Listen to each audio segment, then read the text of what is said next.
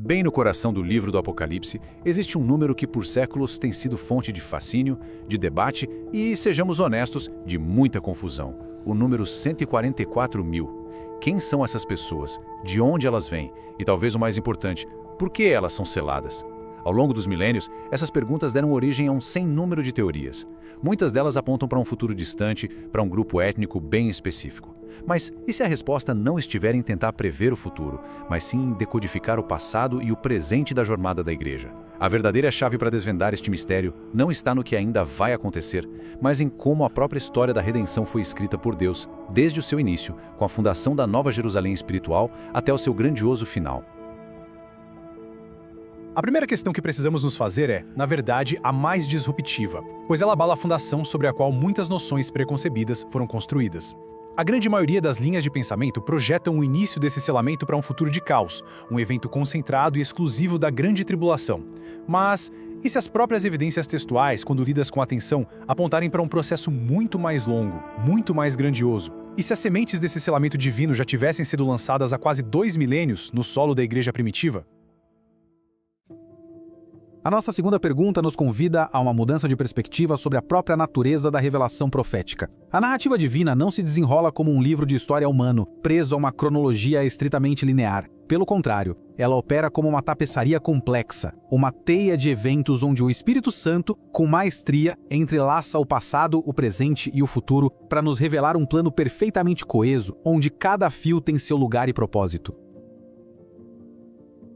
E aqui chegamos à pergunta que nos conduzirá diretamente ao clímax da nossa análise. Lá em Apocalipse, capítulo 7, encontramos uma lista das 12 tribos de Israel. Para muitos, esse é um detalhe que passa despercebido, talvez visto como uma mera formalidade. Mas, na verdade, ali se esconde um código divino. A ordem apresentada, que não segue os padrões históricos ou de nascimento, revela com uma precisão impressionante o início, o desenvolvimento e a gloriosa conclusão do plano de Deus para selar o seu povo ao longo das eras. Para desvendar esse enigma tão fascinante, nosso roteiro de hoje nos guiará passo a passo através de cada uma dessas camadas de revelação. Nós vamos desconstruir algumas crenças comuns, não por um mero espírito de contradição, mas com o objetivo de revelar a profundidade e a beleza que estão ocultas no texto sagrado, permitindo que a própria Escritura seja a sua maior intérprete. Vamos começar então olhando diretamente para as interpretações mais difundidas, que muitas vezes, por serem mais superficiais, acabam por simplificar excessivamente a profundidade da revelação de Deus. Frequentemente, essas doutrinas cometem o erro de isolar versículos não apenas do seu contexto geral nas Escrituras, mas até mesmo do seu contexto imediato no próprio capítulo. Isso acaba criando uma perigosa desconexão entre as palavras do Apocalipse e a voz uníssona dos profetas e apóstolos que ecoa por toda a Bíblia. Aqui o contraste fica absolutamente claro. De um lado nós temos uma visão literalista, que, quando submetida a um escrutínio mais profundo, gera inúmeras contradições teológicas. Por exemplo, a ideia de um arrebatamento secreto pré-tribulacional, que supostamente retira a Igreja da Terra e deixa para trás exatamente 144 mil judeus para evangelizar o mundo, entra em conflito direto com a grande comissão que Jesus deu à sua Igreja de pregar o Evangelho até os confins da Terra. Do outro lado, temos uma compreensão muito mais harmoniosa, que enxerga um plano divino magnífico, se desdobrando ao longo de toda a história da Igreja, onde os números, as tribos e as identidades carregam significados espirituais que transcendem o literalismo superficial. E este talvez seja o ponto de partida mais crucial da nossa jornada. A posição do capítulo 7 de Apocalipse, que descreve o selamento, é uma pista narrativa de imensa importância. O fato do apóstolo João inserir essa visão grandiosa entre a abertura do 6º e do 7º selos não implica de forma alguma que a ação de selar começa naquele exato momento. Pelo contrário, essa posição estratégica sinaliza que o processo está chegando ao seu clímax, ao seu grande finale. Os selos descrevem eventos cuja conclusão ocorre dentro da grande tribulação, mas isso não significa que tudo o que é descrito ali começou nela. O selamento é, como vamos demonstrar, um desses processos de longa duração que atravessa toda a era da Igreja. Vamos nos situar no capítulo 6 de Apocalipse. O 6º selo é aberto, e o que acontece é cataclísmico. O sol se torna negro como saco de crina, a lua como sangue, as estrelas do céu caem sobre a terra. E os reis, os poderosos, os ricos, todos clamam para que as montanhas e os rochedos caiam sobre eles para escondê-los da face daquele que está assentado sobre o trono. É o início do grande dia da ira do Cordeiro. A sequência lógica, o que todos esperariam, seria a abertura imediata do 7º selo com os seus juízos subsequentes, mas não é o que acontece. A narrativa celestial faz uma pausa surpreendente. O capítulo 7 inteiro é inserido aqui, descrevendo uma cena de selamento, uma contagem precisa de 12.000 de cada uma das 12 tribos de Israel.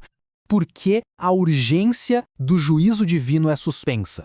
Esse interlúdio, essa pausa, não é um acaso narrativo, de jeito nenhum. É uma inserção deliberada, um parênteses divino que exige a nossa máxima atenção. Pensem comigo. Se Deus para o relógio do fim do mundo, é porque o que acontece nesta pausa é de importância fundamental para tudo o que virá depois. Então isso não é uma interrupção, é na verdade uma revelação dentro da revelação. Um momento de clareza antes da tempestade final. E no centro dessa pausa surge o número 144.000, um número específico, matemático, de tribos específicas. A identidade deles é o núcleo do mistério. Seriam eles um grupo literal de judeus virgens que serão protegidos durante a grande tribulação, como muitos ensinam? Ou será que este número e esta lista são, na verdade, um código profético complexo que revela o escopo completo do plano de redenção de Deus ao longo de toda a história? A chave, vejam bem, não está apenas em quem eles são, mas por que Deus escolheu este exato momento entre o 6º e o 7º selo para nos revelar a conclusão da contagem deles. É exatamente aqui que a gente precisa estabelecer um contraste fundamental. As falsas doutrinas, com muita frequência, leem o Apocalipse de forma literalista, desconectada do resto das Escrituras, como se fosse um livro isolado. Elas veem este evento como algo que começa e termina lá no futuro, um grupo étnico específico sendo separado para uma tarefa específica na tribulação. Essa leitura, no entanto, além de simplista, ignora a complexidade da linguagem profética e cria uma ruptura gigantesca entre a revelação de João e as palavras dos profetas do Antigo Testamento. Para compreender o mistério, o primeiro passo é aprender a ler o Apocalipse como ele foi escrito. O erro fundamental de muitas interpretações é tentar forçar uma cronologia estritamente linear, como se fosse um livro de história, em um texto que opera em múltiplas dimensões temporais. Deus é o mestre da narrativa. Ele estabelece, sim, uma linha cronológica geral, a sequência dos selos, das trombetas, das taças, mas dentro dessa estrutura, ele se move com total liberdade entre o passado, o presente e o futuro para revelar a profundidade do seu plano. Dentro dessa estrutura, ele demonstra maestria ao trabalhar com o que a gente poderia chamar de cronologia reversa, ou decodificação reversa. Ele nos leva ao passado para explicar o presente, nos mostra o futuro para dar esperança ao presente. Agora, vamos pegar a ferramenta essencial para decodificar este mistério, a compreensão de como a narrativa divina opera para além do tempo linear que conhecemos. Deus, em sua soberania e sabedoria, é um mestre em utilizar recursos narrativos, como a cronologia reversa, onde o fim pode ser revelado antes mesmo do começo, e a decodificação reversa, onde um evento futuro ilumina e dá significado a um evento passado. Esses segredos narrativos não são uma exclusividade do Apocalipse. Eles estão presentes em toda a Bíblia, tecendo a história da redenção. O primeiro conceito que precisamos entender é o de analepse. Podemos pensar nisso como um flashback divinamente inspirado. Em um determinado ponto da história, a narrativa faz uma pausa no presente para nos levar de volta ao passado. E por que isso acontece? Para nos fornecer um contexto crucial para conectar os eventos atuais com suas verdadeiras origens, revelando que o que está acontecendo agora é, na verdade, o cumprimento de algo que foi estabelecido há muito, muito tempo. É Deus nos dizendo, para entender para onde estamos indo, vocês precisam se lembrar de onde tudo começou. O segundo conceito igualmente poderoso é a prolepse, ou, como conhecemos, o flash forward. Aqui, a narrativa profética dá um salto audacioso para o futuro.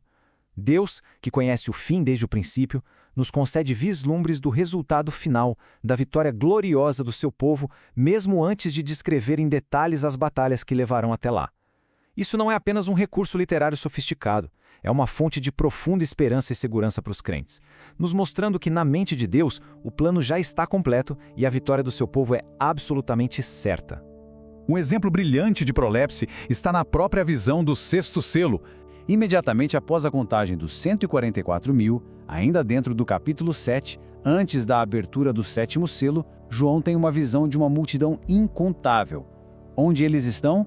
Diante do trono, vitoriosos, com palmas nas mãos, após terem saído da grande tribulação. A passagem diz que o tabernáculo de Deus estará estendido sobre eles.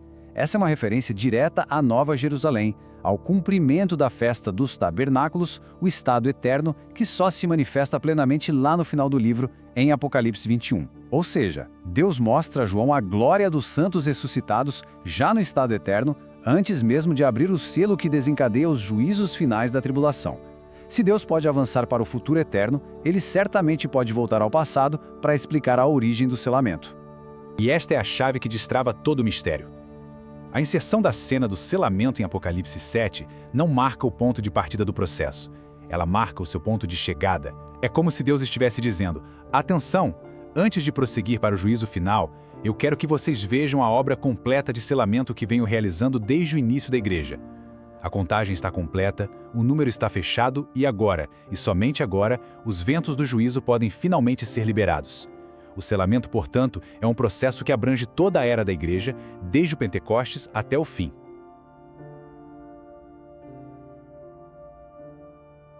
Com essa chave de interpretação em mãos, vamos agora a um ponto absolutamente crítico e de altíssima complexidade teológica: identificar o agente principal deste processo divino de selamento.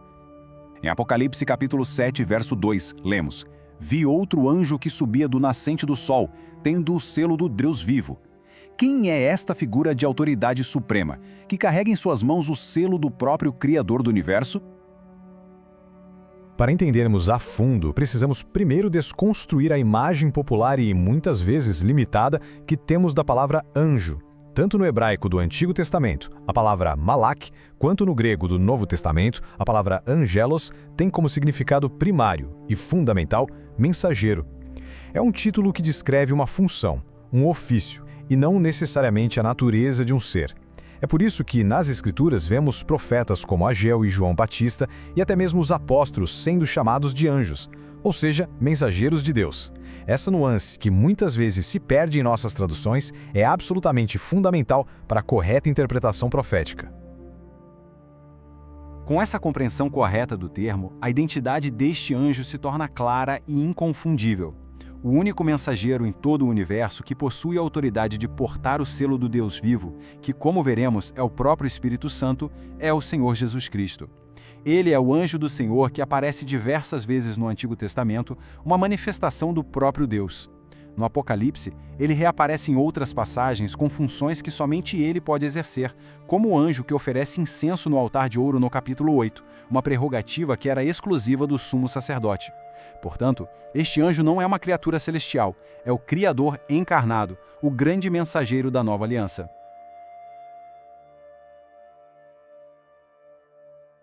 O ponto crucial a seguir é compreender como esta obra divina é executada na prática.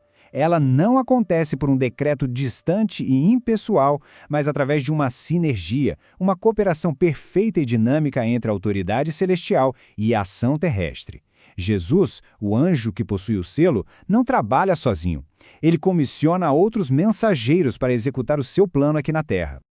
O texto fala de 4 anjos que estão posicionados nos 4 cantos da terra, com a tarefa de reter os ventos do juízo até que o selamento se complete. A simbologia aqui é riquíssima e poderosa. Esses 4 anjos representam a Igreja de Cristo, comissionada a levar a mensagem do Evangelho a todas as nações, a todos os cantos do mundo. A pregação do Evangelho não é apenas um discurso, é o próprio ato de aplicar o selo de Deus naqueles que creem. É uma cooperação maravilhosa. O céu provê a autoridade e o selo, que é o Espírito Santo, e a terra, através da igreja composta por mensageiros humanos, executa a missão de proclamar a verdade que salva e sela.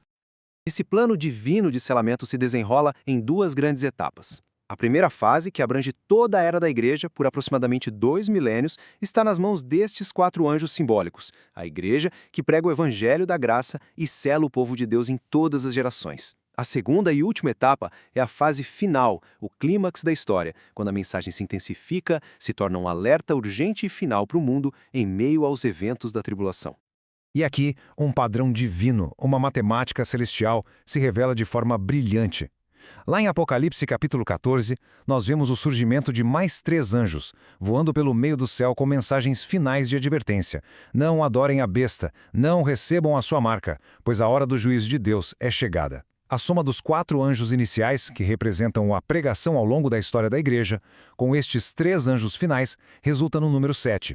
E 7, em toda a Bíblia, é o número da perfeição, da plenitude, da totalidade.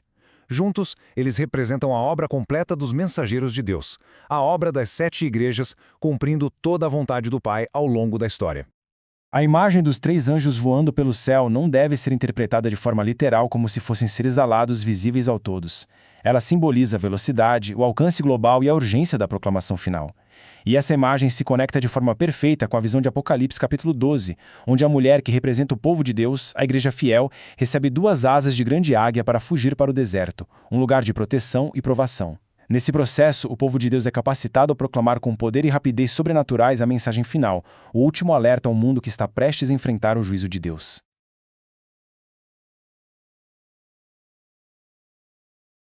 Agora, para confirmar, sem deixar qualquer sombra de dúvida que o processo de selamento começou muito antes da tribulação final, nós devemos nos voltar ao testemunho daqueles que receberam a comissão diretamente de Cristo, os apóstolos. A ideia do selo não é uma exclusividade do livro de Apocalipse. Na verdade, é um pilar fundamental da teologia do Novo Testamento. O apóstolo Paulo, escrevendo sua carta aos Efésios, não poderia ter sido mais claro e didático. Ele estabelece uma sequência divina, uma ordem inalterável de 3 ações. Primeiro, é preciso ouvir a palavra da verdade, que é o evangelho da salvação. Segundo, é preciso crer nesse evangelho. E terceiro, como resultado imediato e consequência da fé, a pessoa é selada com o Espírito Santo. O selamento, portanto, é uma experiência que acontece no novo nascimento. É o momento em que uma pessoa se torna propriedade exclusiva de Deus, marcada para a salvação eterna. E isso tem acontecido desde o dia de Pentecostes. Aqui, em outra passagem aos Efésios, Paulo não apenas reforça o conceito, mas adiciona uma dimensão temporal que é crucial para o nosso entendimento. O selo que nós recebemos no momento da conversão tem um propósito futuro bem definido. Ele nos garante e nos preserva até o dia da redenção. E que dia é esse? Ele não se refere à morte individual de cada crente, mas a um evento profético coletivo, o dia em que nossos corpos mortais serão finalmente transformados e glorificados. Este é o cumprimento profético do dia da expiação, a 6ª festa de Israel, que precede a festa dos tabernáculos, e se alinha perfeitamente com a ressurreição na última trombeta, descrita tanto por Paulo quanto no Apocalipse. Finalmente, neste texto aos Coríntios, Paulo confirma que o próprio Deus é o autor do selamento. É Ele que nos unge, nos sela e nos concede o penhor do Espírito. A palavra grega original para penhor é arrabon, e ela significa uma garantia, um adiantamento, uma primeira parcela que assegura que o pagamento total e futuro será efetuado. O Espírito Santo habitando em nós hoje é a garantia viva de Deus de que nossa herança celestial completa será entregue no tempo certo. Portanto, o testemunho apostólico é conclusivo e irrefutável. O selamento é um processo que tem seu início na pregação apostólica e sua culminação nos eventos dramáticos do 6º selo.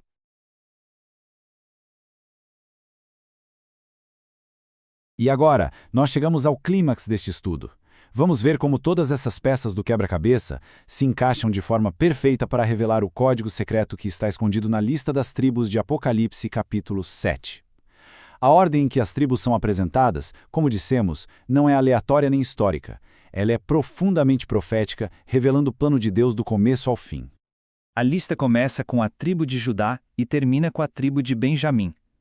Essas 2 tribos funcionam como chaves de abertura e de fechamento para toda a era do selamento. Judá é a primeira não por direito de primogenitura, mas porque o Messias, o leão da tribo de Judá, veio dessa linhagem.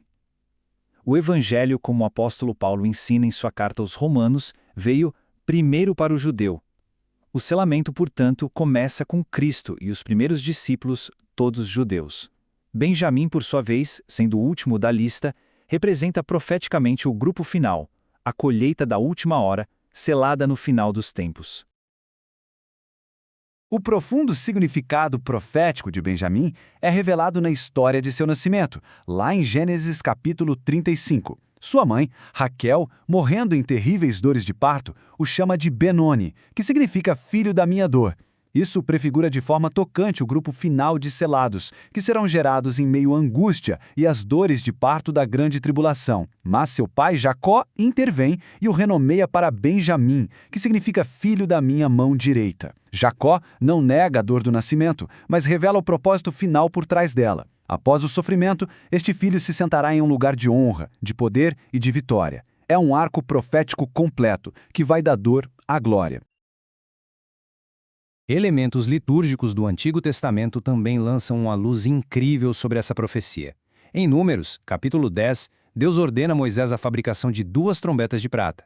Por que 2? Porque elas representam as 2 casas de Israel, a casa de Judá, os judeus, e a casa de Israel, ou Efraim, que profeticamente representa os gentios que seriam enxertados no povo de Deus. E por que de prata? Porque a prata, na simbologia bíblica, é o metal da redenção. São, portanto, os 2 grupos redimidos, judeus e gentios, que juntos formam as 2 testemunhas do Apocalipse, soando o alarme final para reunir o povo de Deus antes da batalha final. A grande conclusão, então, unifica toda a nossa narrativa de forma coesa. O tempo do selamento não é um breve período no futuro, mas uma era inteira que abrange a dispensação da graça. Começou com a vinda do leão da tribo de Judá, que selou os primeiros discípulos, e se estenderá até a formação do grupo final, Benjamim, o filho da dor e da glória, que representa a unificação completa de judeus e gentios que passarão pela prova final e emergirão vitoriosos para estar à direita de Deus. É o alfa e o ômega do plano de selamento de Deus. E assim nós encerramos com uma pergunta que ecoa para uma profunda reflexão. A história não é um acaso, não é uma série de eventos aleatórios. É um plano divino se desenrolando diante dos nossos olhos. Entender o selamento não é apenas um exercício de teologia. É um chamado urgente para reconhecermos o tempo em que vivemos e o nosso papel na conclusão desta magnífica obra divina. A questão que permanece para cada um de nós é: onde estamos nós neste grande projeto de Deus?